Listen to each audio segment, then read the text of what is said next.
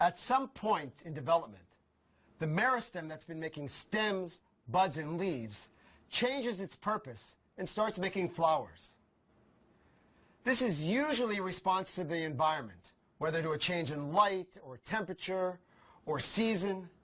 In some plants, it's just a response to change in age.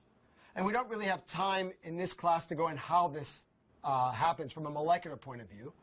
But once this switch has been made, the same meristem that once produced leaves now starts making a complex new organ, the flower. Now there's a huge diversity in flower structure. Flowers can be minuscule, several millimeters in size, or they can be massive, over a meter in size. Flowers give us this huge beauty that we see in nature. Flowers allow reproduction in all environments, even at the edge of a glacier, for example. The beauty of flowers and the structure that we see in flowers has fascinated both scientists and philosophers for ages. And actually the philosopher Goethe was mixed science and philosophy in his own study of flowers. Goethe was very, very fascinated by the diversity of flower structure in roses. And through his studies, he came to a very clear hypothesis. Goethe published at the end of the 18th century a book called An Attempt at Explaining the Metamorphosis of Plants. The organs of the vegetating and flowering plant, though seemingly dissimilar, all originate from a single organ, namely the leaf. In other words, what Goethe claimed was that the flower is just a modified leaf. Now, before we attempt to understand Goethe's hypothesis, let's look more closely at flower structure by looking at a very simple flower, the flower of the Arabidopsis. All flowers are made of four main structures. And now I'm going to go from the outside in. The first structure that we see on the outside, these green leaf-like structures, we call them sepals. This is like the green cup that hold many flowers. Inside of the sepals, we have the petals. These are normally the colored or lack of colored structures that give flowers their diversity of color. Arabidopsis has 4 white petals. Inside of the petals, we have the stamens. These are the male sexual organ of the plant. They carry the pollen, which is necessary for fertilization. And inside of the stamens, we have the carpels, which is the female organ of the plant, which holds the eggs, which hold the ovules. So now looking at this structure of the Arabidopsis flower, is Arabidopsis a monocot or is Arabidopsis a dicot? So I hope you can remember and can clearly see that Arabidopsis is a dicot flower. And you can see that because Arabidopsis has 4 petals. And as I said earlier in today's class, dicots have flower parts that have 4 or 5 numbers of petals. So going back to Goethe's hypothesis, where the leaf represents the basic form from which the stem leaves and the flowers diverge.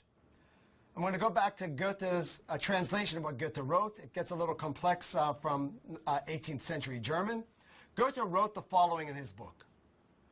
We ought to have a general term with which to designate this diversity of the metamorphosed organ, from which to compare all manifestations of this form.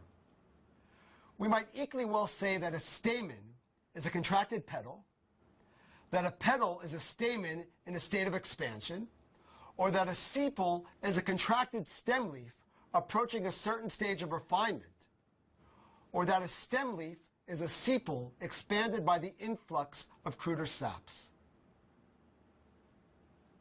So the question we need to ask is, if Goethe's hypothesis is correct, how does a plant turn a leaf into a flower? And to understand how this happens, we needed to have 200 years of science progress so that we would have molecular genetic tools to analyze flower development. What I'm going to show you now is a molecular model for flower development, which is termed the ABC model. This model was first proposed by Elliot Meyerowitz and his lab mates at Caltech University. and it's based on numerous studies of mutants in floral structure. The ABC model claims 3 types of genes that are needed for flower development: A class of genes, a B class of genes, and C class of genes. If we go back to our model of the Arabidopsis flower, we see that the 4 types of organs are organized in circles or in whorls. The outermost whorl are the sepals. Following that, we have inside the sepals the petals, the third whorl being the stamens, and the fourth, the internal whorl, being the carpel. In the ABC model, A class of genes are necessary for the formation of the outermost whorl, the sepals.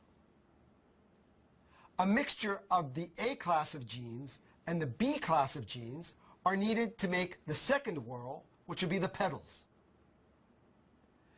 The B class of genes and the C class of genes together are needed to make the third whorl, the stamens. And the C class of genes alone are needed to make carpels. So in this model, where the A class genes are expressed only in the outermost whorl, the C class genes only in the most inner class whorl, and the B class in the second and third whorls, there's also a hypothesis of mutual inhibition, where the A class of genes suppress the C class of genes and vice versa. In other words, the A class of genes inhibit the C class of genes from being expressed in the sepals and the petals, and the C class of genes inhibit the expression of the A genes in the stamens and the carpels. So if this model is correct, we can make some predictions on what would happen if there was a mutant in any of the genes. For example, what would happen in a mutant that was lacking class A of genes? In a mutant that's missing the A class of genes, class C now no longer has a gene to repress it. So the C is now expressed in all 4 whorls. It's expressed in what should have been the sepals, it's expressed in what should have been the petals, and it has its own normal expression. Morphologically, what this means is when the C class of gene is being expressed in the outermost whorl, we're getting carpels being formed where there should have been sepals. When it's expressed in the second class whorl, it's being expressed together with the B class genes, so we're going to be getting stamens where there should have been petals. And in the inner 2 whorl, we're going to get our normal organs being formed. What would happen if we have a mutant in the class B of genes? In the first whorl, we'll have A genes. In the second whorl, we'll have only A genes. In the third whorl, we'll have only C genes. And also in the fourth whorl, we'll have C genes. And in such a mutant, we actually see that this mutant lacks, and it also lacks stamens. We have a structure of sepals, followed by sepals, followed by carpels, and followed by carpels. And what happens if we're missing the C class of genes? If we're missing the C class of genes, what was inhibiting the A genes is now missing. So A is going to be expressed. A is going to be found in all 4 of the whorls. So we'll have sepals, A alone. With A and B, we'll have petals. But now in the third whorl, we'll also have petals being formed. So now we have multiple petals in this floral structure. And then in the final whorl, we'll have sepals.